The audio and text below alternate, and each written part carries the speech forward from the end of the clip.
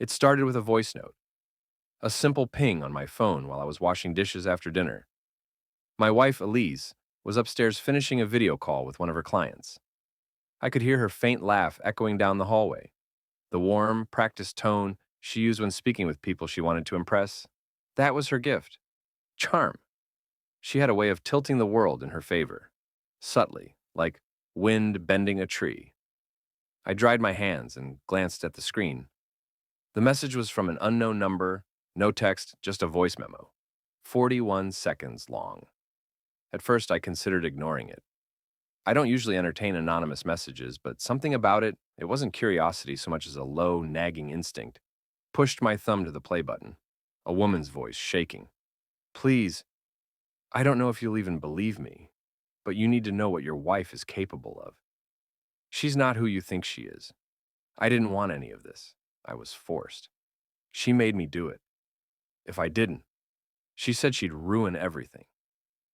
I can't talk now. He's close. But you need to look at her phone. Check the red folder in her gallery. Just look. The recording ended with a soft, almost inaudible gasp, and what sounded like a door creaking open. Then silence. I stood there for a long time, phone in one hand, dish towel in the other, staring at the screen. My first thought was that it had to be a prank. Some mistake, a wrong number, maybe a scam, or someone with a grudge trying to stir chaos. But the voice, there was something real in it. Not rehearsed, not theatrical. Raw. Elise, I called up, trying to keep my tone even. You want tea? She didn't answer right away, then her voice floated back. Sure, mint if we have it. As I boiled the water, I told myself to forget the message, that it was ridiculous. Elise was a therapist, respected, composed, structured. She volunteered at a community shelter on weekends. She bought fresh flowers for our hallway every Friday. She couldn't possibly be involved in whatever that message was implying. Still, I didn't delete it. That night, as Elise slept beside me, I stared at the ceiling and felt something I hadn't felt in years. Unease. It wasn't just about the message, it was about how easily I was able to imagine it being true. The next morning, I went through my routine like clockwork. Coffee, emails, brief call with my project team. Elise kissed my cheek on her way out and reminded me she'd be home late. Group therapy night. As soon as she left, I unlocked her tablet. I knew the password. She'd given it to me weeks ago when she needed help syncing her calendar. No big deal. No secrets between us, right?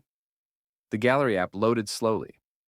I scrolled through endless pictures, clients' workshop setups, casual selfies, aesthetic shots of our meals. Then I saw it. A folder labeled Red. It was the only one with a locked icon. I hesitated. My heart was pounding in a way that made me feel embarrassed, like I was violating something sacred. But the voice message echoed in my mind, word for word. I tried her usual passcodes, birthdays, our wedding date, her dog's name. On the fourth try, it opened. There were only 6 photos inside, all screenshots, messages, conversations. One was a bank transfer. Another, a photo of a man I recognized. His name was Victor Lane, Elise's colleague at the clinic. He ran the financial side of their operation. The texts were partial, but enough. Victor saying, "She won't talk, but you'll need to keep the pressure on. Use the photo if she gets shaky." Another, "I told her you'd go public with it if she didn't comply. We're covered." The last message, "Make sure her husband stays in the dark. He's the only risk." I felt like I'd swallowed ice. Who was she? What photo? And why was I a risk? I locked the tablet and put it back exactly as I found it. When Elise came home that evening, she was smiling, casual. She made pasta, told me about a breakthrough one of her clients had during group. She even offered to rub my shoulders while we watched an old sitcom rerun. Nothing about her seemed off, but I couldn't stop staring at her hands. The same ones that typed those messages, the same hands that possibly had blackmailed someone into silence. I barely slept. My mind spiraled, not with answers, but questions. Who sent the voice message? Was it the same she being blackmailed? Was Elise involved with Victor? The idea twisted in my chest like wire. I started watching Elise closely over the next few days. Subtle things began to feel off. Her phone was always face down. She took longer to respond when I asked about her day. And once, I caught her deleting a message thread just before I walked into the room. "You okay?" I asked. She smiled, but it didn't reach her eyes. "Yeah, just tired." I didn't press. I didn't want her to know I was watching. By the fifth day, I decided to text the anonymous number. "Me. Who are you?" No response. Later that night, Elise left her phone unattended in the bathroom while she showered. I hesitated, then opened her recent messages. Nothing unusual. Just work chatter, a few clients, her sister. But in the deleted folder, one unsent draft. Draft. He's starting to suspect. We may need to shift the plan. I closed the app, locked her phone, and walked into the kitchen. My hands were trembling. That night, I dreamed of the voice from the message. She was standing in our living room, face blurred, pointing at Elise, whispering something I couldn't hear. Then Elise turned, smiling with bloodless lips, and said, "You were never supposed to know." When I woke, Elise was already up, making coffee, humming. I couldn't do this much longer. The final straw came a few days later. I returned home early from work unannounced. Her car was in the driveway. As I stepped inside, I heard low voices, not quite arguing, but tense. I paused in the hallway, Victor's voice. "He'll figure it out if you're not careful, and that message wasn't from me, Elise. It doesn't matter. I'll handle it. I always do." Victor, "You said she wouldn't talk." Elise, "She hasn't. But if she does, it's on you." Footsteps. I backed out of the hallway and stepped outside, pretending to be just arriving. I called out cheerfully as I opened the door. "Hey, I thought I'd surprise you." Elise stepped into view, alone. She smiled, a touch of tension behind it. "Hey, love, you're early." There was no sign of Victor. I wanted to scream, to confront her, to demand answers. But instead, I kissed her cheek and played along, because something told me, if I pushed too soon, I wouldn't get the truth, not the real one. That night, I replayed the voice message again. She made me do it. If I didn't, she said she'd ruin everything. I didn't know who she was for sure, but I was starting to believe her. And deep down, a part of me, the part that used to trust Elise with everything, was beginning to erode. Not because of what I had found, but because of what I hadn't yet. And I knew this was only the beginning.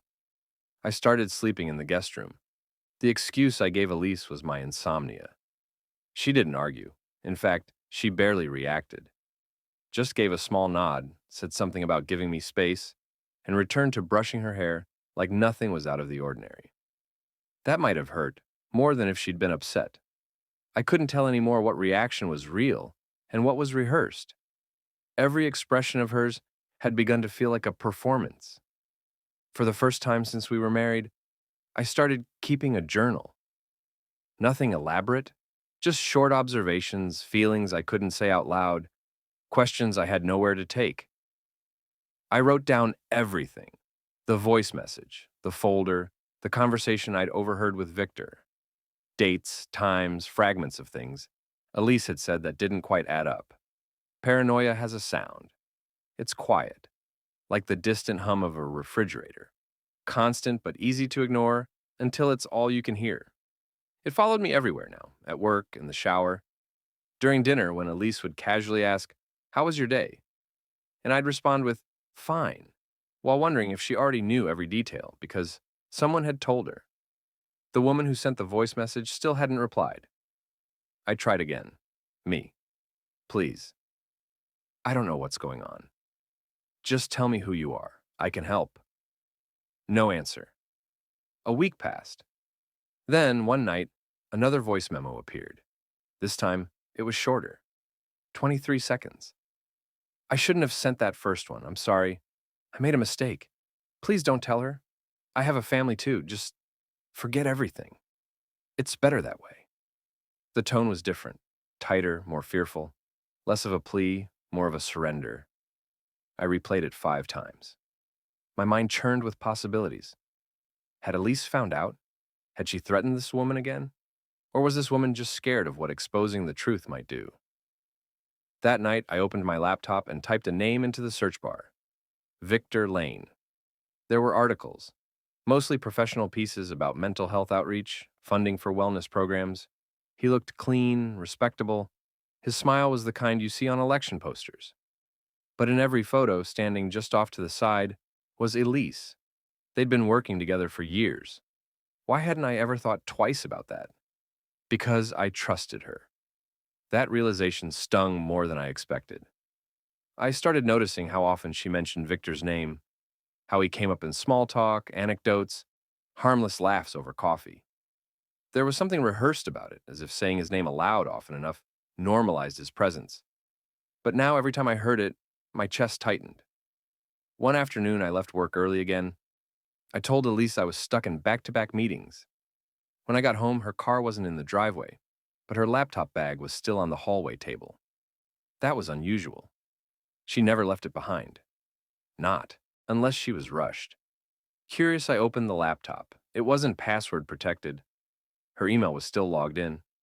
Most of it looked like standard professional correspondence, but tucked between newsletters and calendar invites was one email, marked unread, dated the night before. Subject, R.E. : she knows dot. The body simply read, "We need to meet." I don't care what she says anymore. It had been sent from a Gmail account with no name. I forwarded the email to myself. Then I logged out and closed the laptop.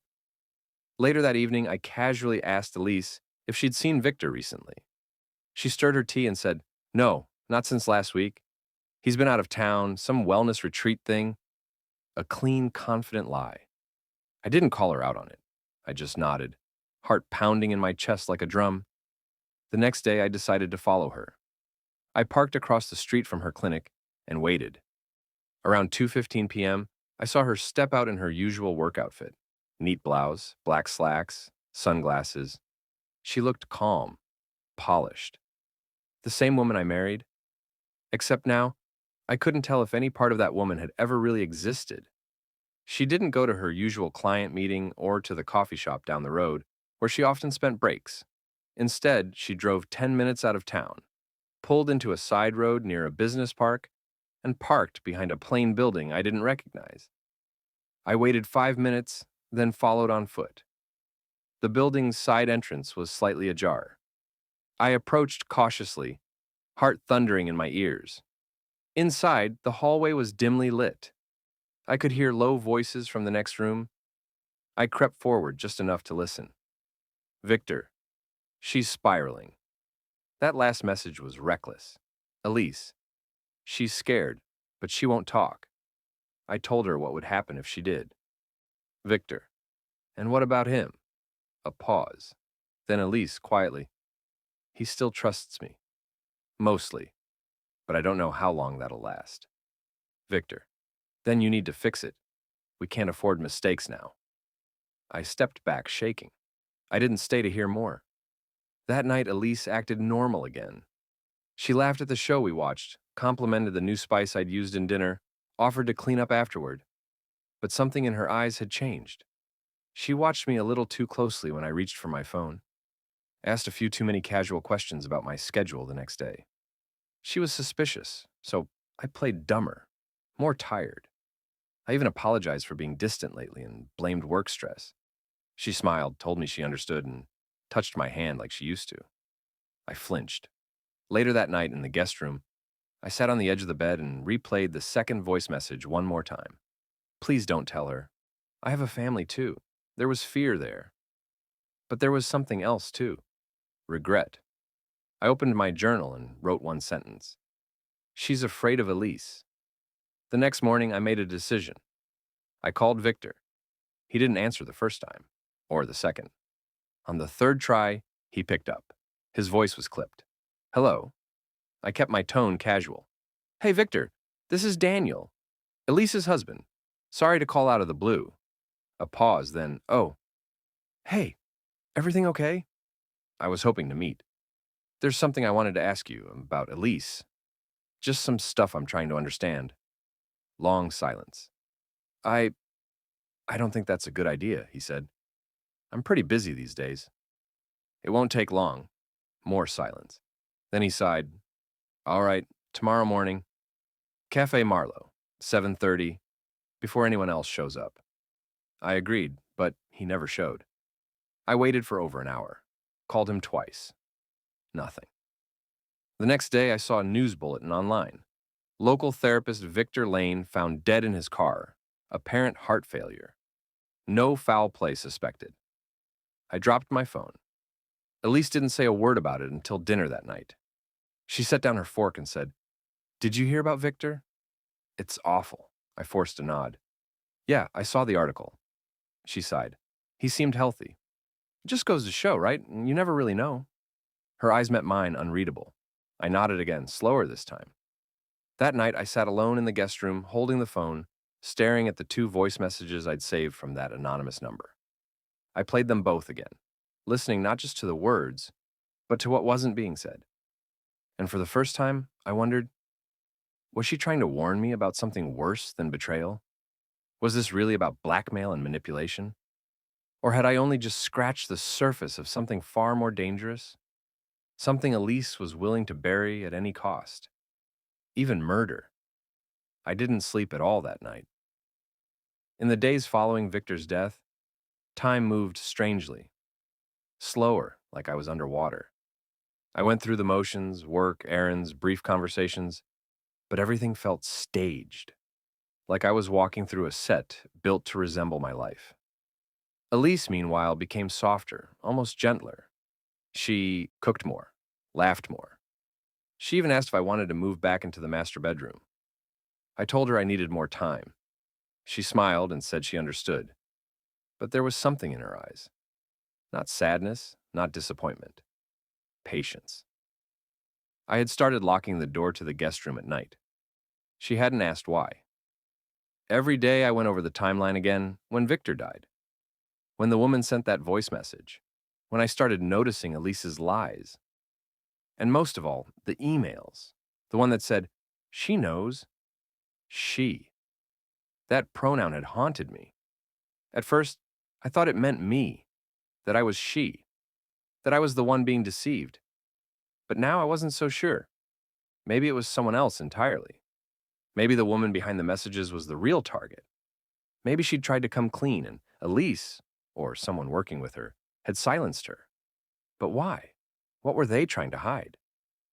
I started looking into Elise's financial records. Nothing too invasive, just subtle things. I had access to our shared banking history, and I began to notice strange transfers.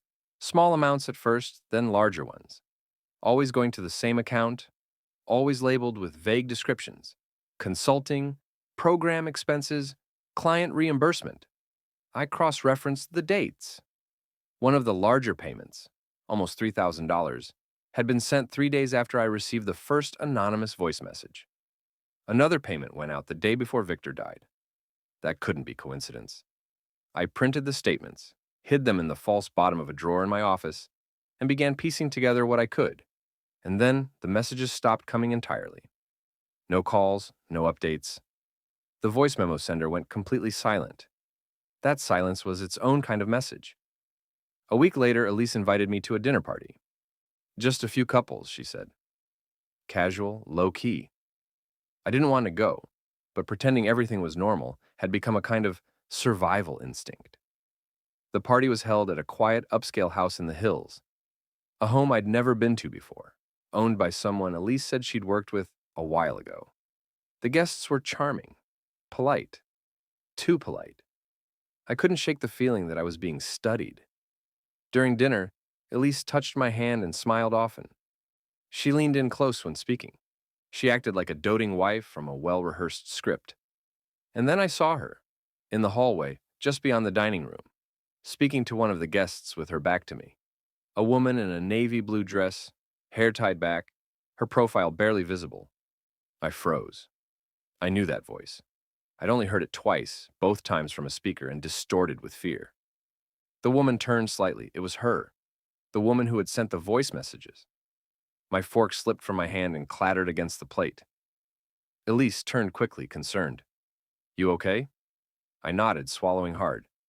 Bathroom, I murmured, pushing up from the table. I walked into the hallway, pretending to search for a restroom, and approached the woman.